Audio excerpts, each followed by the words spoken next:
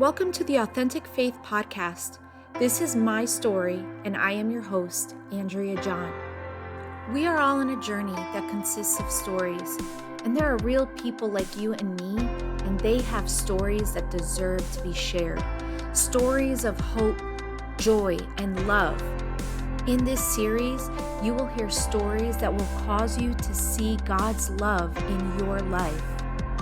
I invite you to join us every Sunday at 7 p.m. Eastern to explore, discover, and experience the red thread of God's love in your life. Thank you for joining the premiere. Today, I'll be sharing some of my stories. So let's get started. Hello and welcome to our premiere of My Story, a series of hope. In this series, we will have on guests who will share stories that will infuse us with hope. Their stories will reveal the red thread of God's love, even in those moments that were so dark and they may not have recognized it. I want to highlight the stories of regular people like you and me, because we all have incredible stories of hope that the world deserves to hear. And on my podcast, Authentic Faith, I want to introduce Sunday Stories, where we will highlight stories of regular people like you and me so that we can be inspired with hope and know that it's not for some, but for all. That God moves for all of us, that God is pursuing you and me, no matter who you are, no matter what you've done, no matter what you've been through, you are precious to God. Sometimes it can be hard to remember that because things get so dark. I know because I've been there. And that is why I have the honor of introducing this series to you. My name is Andrea John. I am a coach, a speaker, an author who lives to inspire you with the love of God, because I believe that it can transform your life. And I believe this because His love has transformed my life. Today, I'll be starting off with some of my stories. Moments that were so dark and scary and felt hopeless in that moment. But now looking back, I could see God in that moment. I could see how He was with me. I wish that I had people showcasing God's love in those dark moments, but I didn't. And that's why I'm making a change. I'm going to highlight God in every moment of our lives, because when we recognize that He's there, it changes everything. It changed everything for me. So I'll be sharing some stories quickly, but I don't want you to get wrapped up in the story itself. I want you to focus on who God was in that moment, on who God is right now. I don't want you to get caught up in the drama of the details of what happened. I want you to perceive God in that moment. Within my story are other people outside myself, and I have no desire to make people look bad or to ruin anyone's reputation. So obviously, I won't be sharing anyone's name. And I won't be telling their side of the story. I'll be telling my side of the story, how what happened impacted me. But again, most importantly, what I want you to see is the red thread of God's love within those moments. I want to start off with a moment that I haven't really talked about in public. As a matter of fact, I would say that I was in denial about the situation, and I had almost forgotten that it happened. Up until several months ago, I was in a business meeting. We were in a restaurant surrounded by amazing people, and there was a prominent leader in the church there. And everyone went around the room talking about who they are and their stories. I was one of the last people to go. And obviously, I was trying to be in the moment and listening. So I had no idea what was going to come out of my mouth. I just knew that I wanted to be real, raw, and authentic. Well, as I started to share my story, this story that I'm about to share with you came up. And I cried at the table because the pain that was associated, the horror that came with that story was so intense. I had never thought about it. I had never stopped to think about how serious this moment was in my life, the impact that it had, and the lies that came with it. Until this night, where I was in the middle of a restaurant, crying around a bunch of people, because this moment had such an impact on me, and it finally surfaced. One day, I was sitting on the edge of my bed with a gun pointed to my head. This gun, supposedly, was empty. There were no bullets in there. But as this gun was being held to my head, the words that were being uttered were something like, I don't know why, but sometimes I just feel like killing you. I feel like getting rid of you. I don't know why, it just is. And suddenly, the trigger was pulled. Nothing happened. Nothing came out. I was still there, frozen, because someone just had a gun to my head and pulled the trigger. Again, the sentiments behind what was happening, what I was hearing was, sometimes I just want to kill you. I don't know why, I just do. And the gun was pulled up, the trigger was pulled again, except this time, a bullet came out.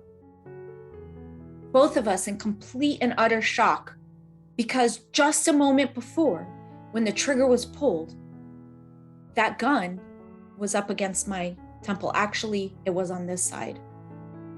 I was sitting on the side of my bed, and the gun was on this side. Pull the trigger. Nothing happened. Gun goes up. Pull the trigger. Bullet goes up. Shock. Oh my gosh. Like 1 second before, I could have been non-existent. I could have been gone forever with my 2 daughters just down a hallway in their bedroom. The horror of that moment was so terrible that I pretty much was in denial about what just happened, how close I was to losing my life. I didn't see it then, but I see it now. And I can say it with no pain or resentment or bitterness, because the reality is that God showed up that day. And God made sure that no one could take my life, that evil could not touch me. Until today, I see God doing that over and over and over again. Maybe you've had a moment where you could have lost your life in a matter of seconds. Maybe it's not the same situation I had. Maybe you've thought of taking your own life and you've come so close, just seconds away. But something happened, something came in and stopped it. I want you to see God in that moment, God taking care of you. Maybe God was the farthest thing from your mind, but here you are, watching this, listening to this, and God is sending you a message. My child, I am with you. I desire to have a relationship with you. You are not alone. You are never alone. I am here with you. Will you perceive me? Will you reach out to me? That is God. Another moment, I was a fitness coach and I had a client over at my house and we were having a meeting. So we were, going through the meeting, and it was like an assessment meeting, and we were making a plan and all that stuff. And just before someone had come over to pick up my daughters to spend the weekend with them. So my daughters left the house, and here I was with this beautiful woman. And we were, in the midst of fitness health coaching, and someone knocks on my door. And I have no idea who it is. So I go downstairs and I open the door, and there's a man with some lanyard on, and he tells me that he is from the health department. And he asks me if anyone has told me that I was exposed to syphilis and had to go get tested. I had no idea what syphilis was. Crazy, I know, to some of you. But I just need you to understand that I grew up in church, and I've always been like that good girl, and I really never had an appetite for, drinking and drugs. I've never done drugs in my life. I've never smoked in my life. I have no desire. It's just who I am. But here was the health department asking me if I knew I was exposed to syphilis, and telling me that I needed to go get tested. I had no idea who this man was. He had on a lanyard, but the words that he was speaking were so unfamiliar to me that I asked him to hold on 1 second. And I ran upstairs, and this lovely woman, I'll call her Lisa, was in my home, and she was a Christian woman. She was a godly woman, and she was definitely a prophetic one. She also was a nurse. So as soon as I come up to ask her, Lisa says, I heard what happened, and this is really weird because the health department usually calls. They do not make house visits. And she proceeded to tell me what to ask and all these things because I had no idea.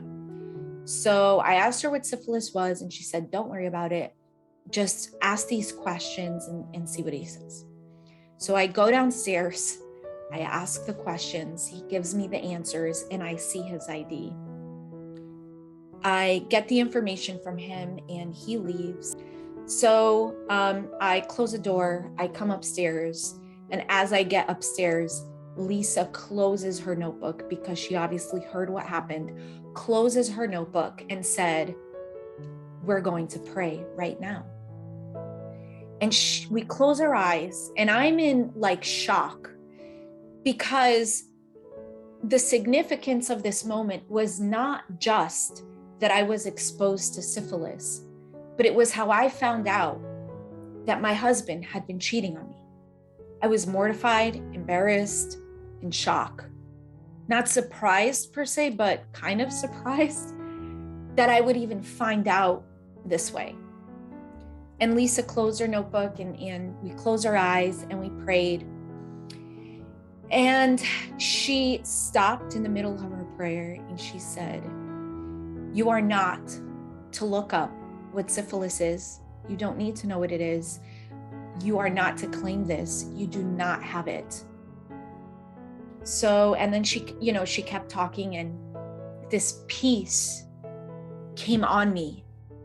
It was incredible. And I went on with my weekend, and I didn't call my ex-husband. I did not yell. I did not scream. I just felt this incredible peace of God in a moment that could have destroyed me. And I spent that weekend alone at home.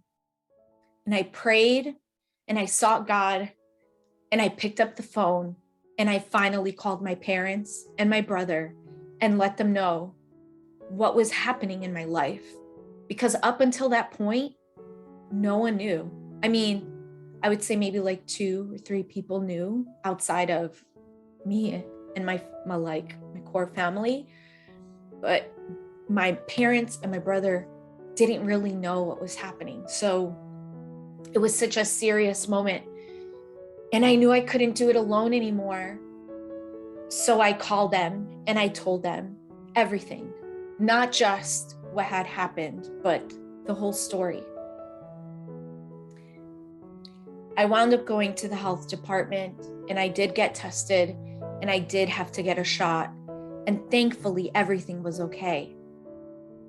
But in that moment, even then, I realized how God prepared that situation to reveal the truth to me, to uncover what was hidden, but He made sure that there was someone there to be with me.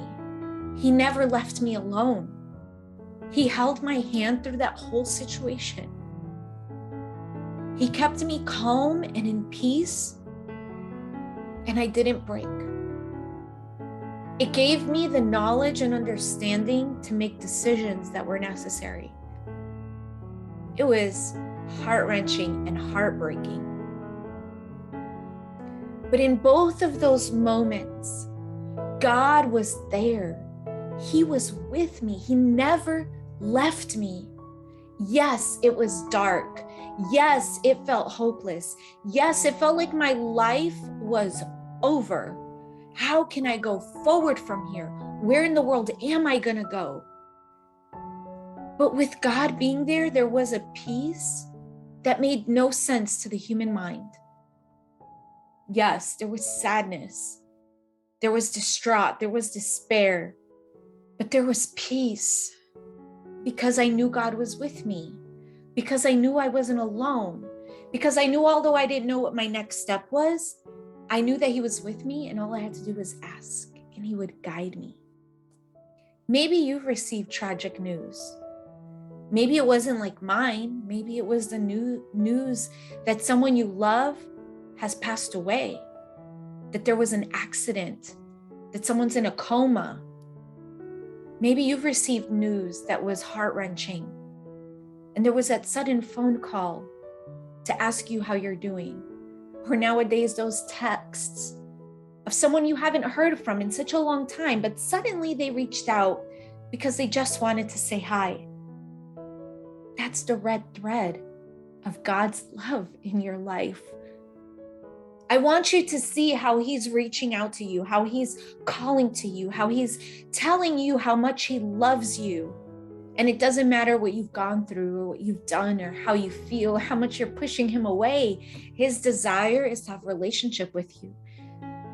And aside from anything that we could see or not see in our lives, the proof is in the life of Jesus.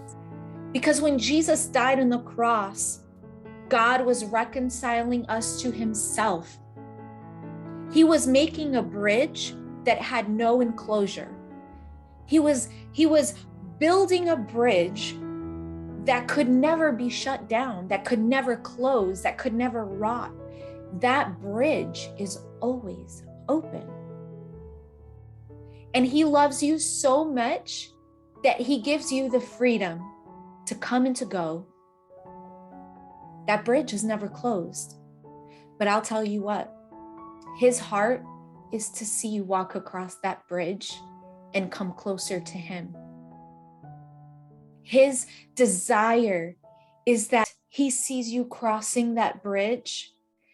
And even if you just came to Him because you needed something, He's so happy to see you because all He wants is to have relationship with you.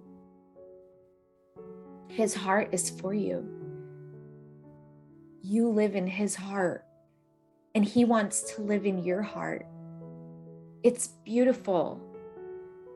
So those are the two stories that I wanted to share. Of course, I have many stories.